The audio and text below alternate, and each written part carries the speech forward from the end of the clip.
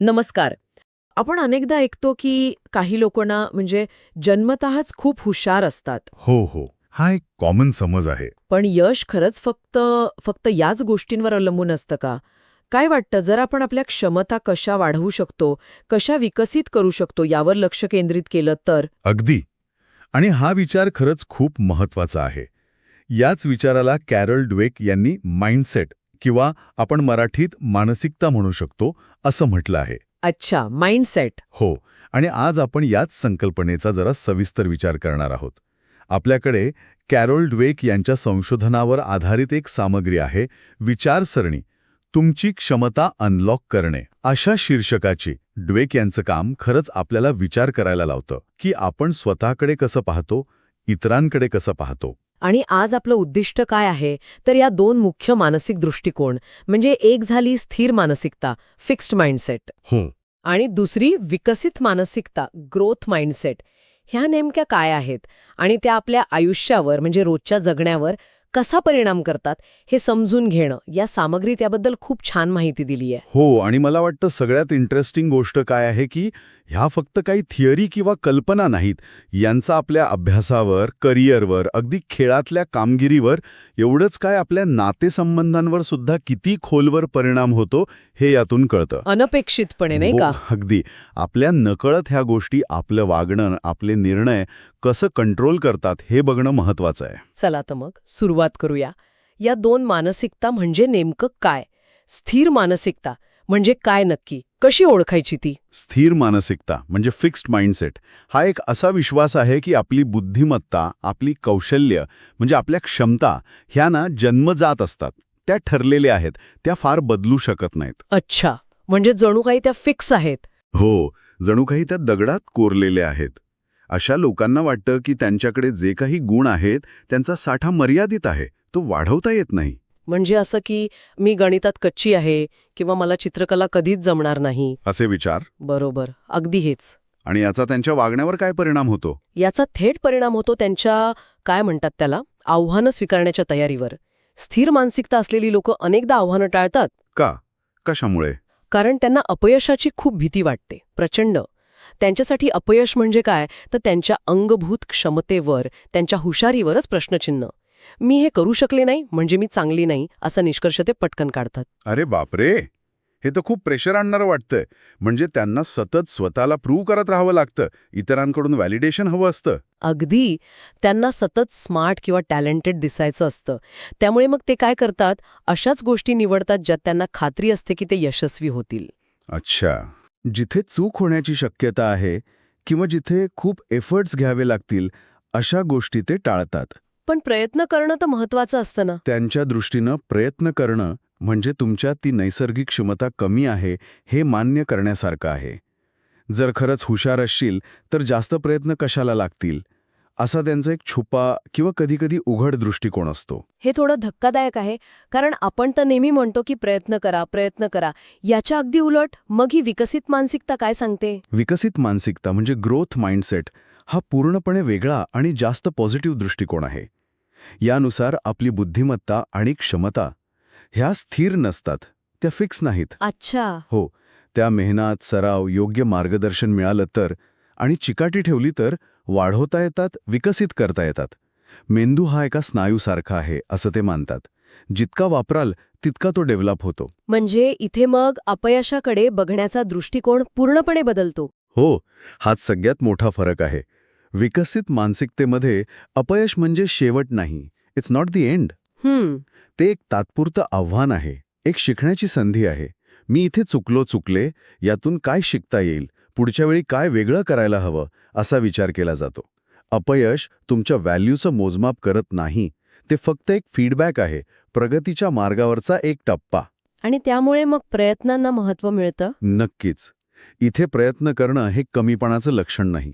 उलट तेच यशाचं, कोणतंही स्किल मिळवण्याचं मुख्य साधन मानलं जातं.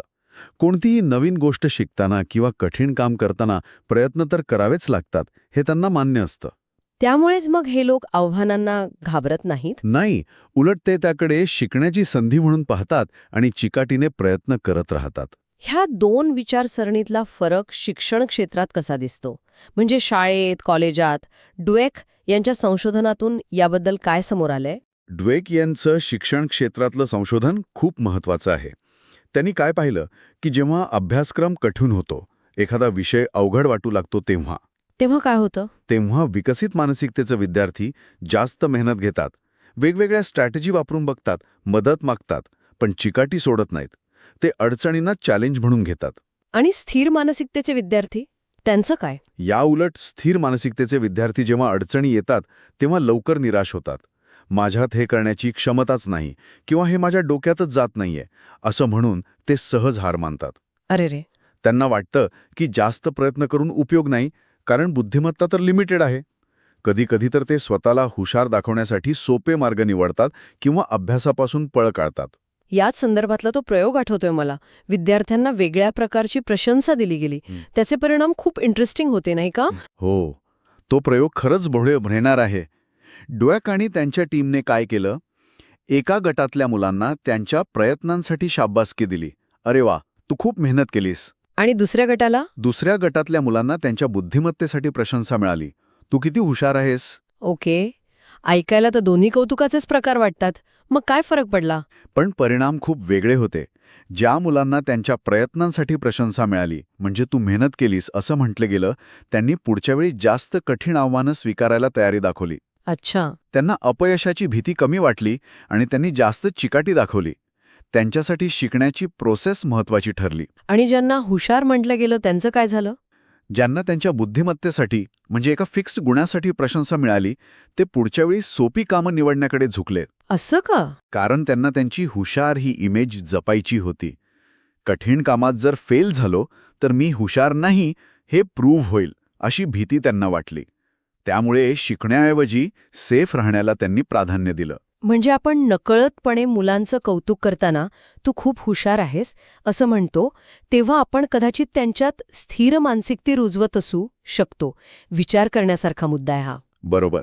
प्रयत्नांचं कौतुक करणं जास्त महत्वाचं ठरतं. हाच फरक खेळांमध्ये कसा दिसतो? आपण बघतो मोठमोठे खेळाडू. स्रोतांमध्ये मायकल जॉर्डन आणि सेरेना विलियम्स यांची उदाहरणं आहेत. आपण त्यांना नॅचरली टॅलेंटेड म्हणतो. पण हे खरं आहे का? खेळात हे तत्व अगदी स्पष्ट दिसतं. मायकल जॉर्डन, त्याला त्याच्या हायस्कूल बास्केटबॉल टीममधनं सुरुवातीला काढण्यात आलं होतं. काय सांगताय? हो, अनेक जण तिथेच खचले असते. पण जॉर्डनने याला आव्हान म्हणून घेतलं. त्याने अक्षरशः स्वतःला झोकून दिलं, प्रचंड सराव केला. तो फक्त नैसर्गिक टॅलेंटवर अवलंबून राहिला नाही. आणि सेरेना विलियम्सचं पण तसंच काहीसं? हो, सेरेना आणि तिची बहीण व्हीनस, त्यांनी अत्यंत प्रतिकूल परिस्थितीतून सुरुवात केली.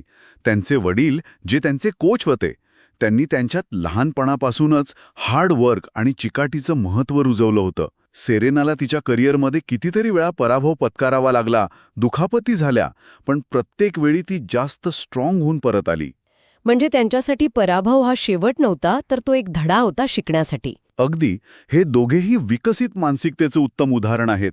ते पराभवातून शिकले, चुकांचं विश्लेषण केलं, आपल्या खेळात सतत सुधारणा करत राहिले.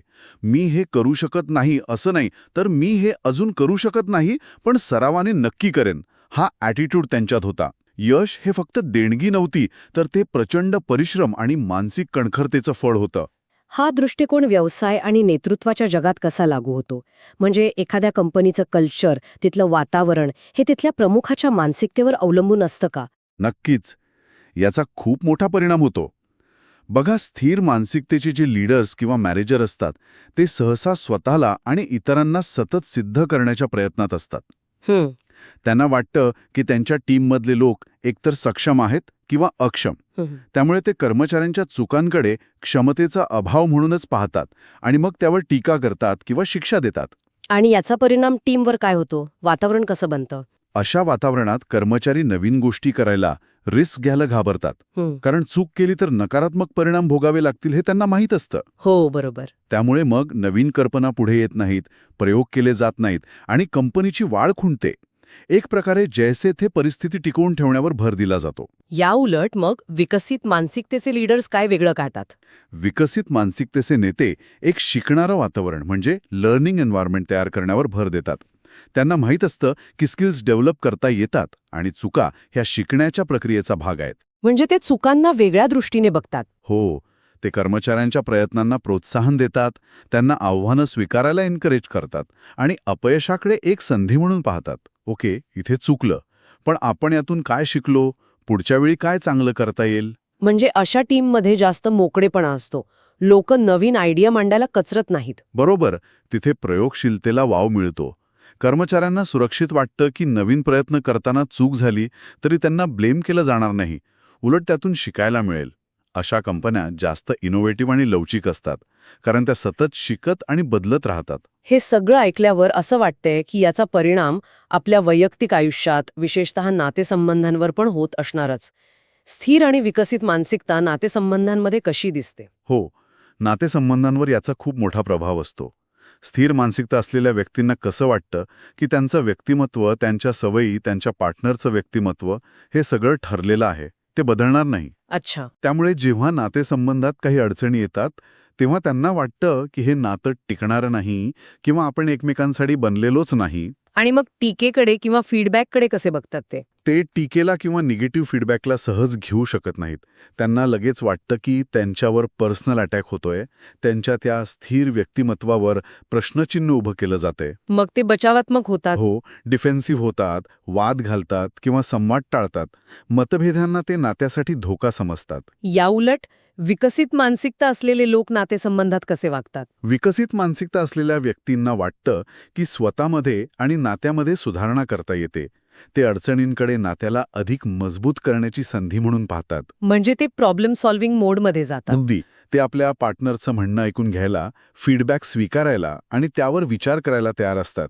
त्यांना माहीत असतं की कोणत्याही नात्यात प्रयत्न आणि संवाद, कम्युनिकेशन खूप महत्वाचं आहे. म्हणजे ते मतभेदांना किंवा टीकेला पर्सनली न घेता त्यातून शिकण्याचा प्रयत्न करतात. हो, ते मतभेदांना एकत्र बसून सोडवण्याची संधी मानतात. आपण या प्रॉब्लेमवर मिळून कसा मार्ग काढू शकतो असा विचार ते करतात. ते स्वतःच्या चुका मान्य करायला कचरत नाहीत आणि नातं अधिक चांगलं करण्यासाठी काय प्रयत्न करता येतील यावर लक्ष केंद्रित करतात. त्यांच्यासाठी नातं ही एक सतत डेव्हलप होणारी गोष्ट असते. हे सगळं ऐकल्यावर एक खूप महत्वाचा प्रश्न मनात येतो. समजा एखाद्याची मानसिकता स्थिर असेल तर ती बदलता येते का, की आपण आयुष्यभर एकाच मानसिकतेत अडकून राहतो? म्हणजे विकसित मानसिकता जोपासण्यासाठी काही करता येतं का? स्रोतांमध्ये काही ॲक्शन सांगितले आहेत का? आणि हीच सगळ्यात दिलासादायक गोष्ट आहे हो. मानसिकता बदलता येते, ती कायमस्वरूपी नसते.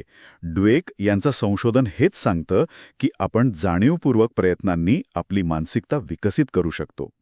हे एकदम सोपं नसतं कदाचित, पण ते शक्य आहे. आणि हो, स्रोतामध्ये काही मार्गदर्शक तत्त्व नक्कीच दिली आहेत. त्यातलं पहिलं काय आहे? पहिलं म्हणजे आव्हानं स्वीकारा. ज्या गोष्टी अवघड वाटतात, ज्यात फेल होण्याची भीती वाटते, त्या टाळण्याऐवजी त्यांना फेस करा. त्यांना धोका न मानता काहीतरी नवीन शिकण्याची, स्वतःला आजमावण्याची संधी म्हणून बघा. अगदी छोट्या छोट्या चॅलेंजेसने सुरुवात करता येते. म्हणजे कम्फर्ट झोनमधून बाहेर पडायचं धाडस करायचं. ओके. आणि दुसरं महत्वाचं पाऊल अपयशाबद्दल आहे, बरोबर? अगदी. अपयशाकडे पाहण्याचा दृष्टिकोन बदला. अपयश म्हणजे मी अयशस्वी आहे किंवा माझ्या क्षमता नाही असा शिक्का मारून घेऊ नका. तर मग काय विचार करायचा? त्याऐवजी या प्रयत्नात यश आलं नाही, पण यातून मी काय शिकले, पुढच्या वेळी काय वेगळं करता येईल असा विचार करा. अपयश हे तुमच्या आयडेंटिटीचा भाग नाहीये. ते फक्त एका विशिष्ट प्रयत्नाचं रिझल्ट आहे, एक मौल्यवान फीडबॅक आहे. तिसरा मुद्दा प्रयत्नांना महत्त्व देण्याबद्दल होता.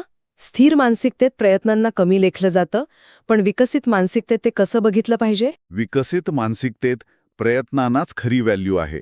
कोणतंही मोठं यश किंवा स्किल हे फक्त टॅलेंटमुळे मिळत नाही. त्यासाठी सातत्यपूर्ण, जाणीवपूर्वक प्रयत्न लागतात. त्यामुळे प्रयत्नांचं कौतुक करायला शिका, स्वतःच्या आणि इतरांच्याही. प्रोसेसवर लक्ष केंद्रित करा, फक्त फायनल रिझल्टवर नाही. मी किती मेहनत घेतली याचं समाधान माना. आणि शेवटचा, पण मला वाटतं खूप प्रभावी विचार, मी हे करू शकत नाही असं म्हणण्याऐवजी मी हे अजून करू शकत नाही असं म्हणणं. हा अजून, येट शब्द इतका महत्वाचा का आहे? हा छोटासा अजून शब्द खरंच खूप मोठा फरक घडवतो. मी हे करू शकत नाही हे एक फुल स्टॉप आहे. ते दाखवतं की क्षमता इथेच संपली. लिमिटेशन दाखवतो. बरोबर. पण मी हे अजून करू शकत नाही हे एक स्वल्पविराम आहे, एक कॉमा आहे. ते सूचित करतं की शिकण्याची प्रक्रिया चालू आहे. क्षमता डेव्हलप होऊ शकते आणि भविष्यात यश मिळण्याची शक्यता आहे. हा शब्द निगेटिव्ह विचाराला पॉझिटिव्ह वळण देतो आणि एक आशा निर्माण करतो. तो आपल्याला आठवण करून देतो की आपण एका डेव्हलपमेंटच्या प्रवासावर आहोत. तर या सगळ्या सविस्तर चर्चेतून आपण काय शिकलो? म्हणजे स्रोतातील मुख्य संदेश काय आहे जो आपण लक्षात ठेवायला हवा? मुख्य संदेश हाच आहे की आपली मानसिकता, आपल्या क्षमतांबद्दलचा विश्वास हा आपल्या कंट्रोलमध्ये आहे. तो फिक्स नाही, तो बदलता येतो. आणि हा बदल आपल्या आयुष्यातल्या प्रत्येक क्षेत्रात, शिक्षण, काम, खेळ, नातेसंबंध सगळीकडे सकारात्मक परिणाम घडू शकतो. म्हणजे प्रत्येक अपयश हे पुढे जाण्यासाठी प्रेरणा बनू शकतं. अगदी. प्रत्येक आव्हान हे वाढीची संधी ठरू शकतं आणि प्रत्येक प्रयत्न हा आपल्या विकासातली एक मौल्यवान गुंतवणूक आहे. खरंच कॅरल ड्वेक यांचा विचार खूप मूलभूत आणि महत्वाचा वाटतो. यश म्हणजे केवळ बेस्ट असणं किंवा इतरांपेक्षा पुढे असणं नव्हे, तर दररोज स्वतःच्या कालच्या व्हर्जनपेक्षा थोडं अधिक चांगलं बनण्याचा प्रयत्न करणं आहे. अगदी. ही सतत शिकण्याची, सुधारण्याची आणि विकसित होण्याची प्रक्रियाच खरी महत्वाची आहे आणि तीच आपल्याला लाँग टर्ममध्ये समाधान आणि यश देऊ शकते. ही चर्चा ऐकल्यावर एक विचार नक्कीच मनात राहतो. स्वतःला विचारण्याचा प्रश्न उरतो. आज आपण अभ्यास करताना असू, कामावर असो किंवा आपल्या माणसांशी बोलत असो, आपण नकळतपणे स्थिर मानसिकतेच्या चौकटीतून वावरत आहोत की विकसित मानसिकतेच्या शक्यतांना स्वीकारत आहोत.